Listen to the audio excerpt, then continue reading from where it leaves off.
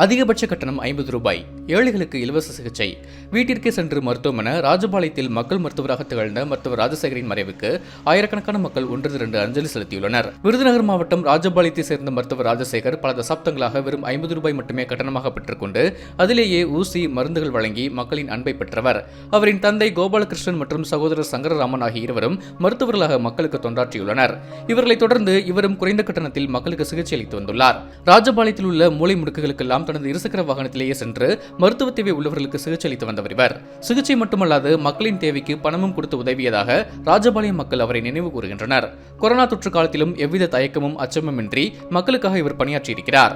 இப்படி ஏழை மக்களின் தோழனாக திகழ்ந்த மருத்துவர் ராஜசேகர் கடந்த மாதம் 28ஆம் தேதி மாரடைப்பால் உயிரிழந்தது ராஜபாளையம் பகுதியை சேர்ந்த மக்களை சோகத்தில் ஆழ்த்தியுள்ளது. மாமனிதரை இழந்துவிட்டதாக சோகம் ததும்ப பேசும் அப்பகுதி மக்கள் அவருக்கு இரங்கல் தெரிவிக்கும் விதமாக அமைதி ஊர்வலம் நடத்தினர். இதில் பொதுமக்கள், கட்சி பிரதிநிதிகள் உட்பட ஆயிரக்கணக்கான மக்கள் பங்கேற்று அஞ்சலி செலுத்தினர்.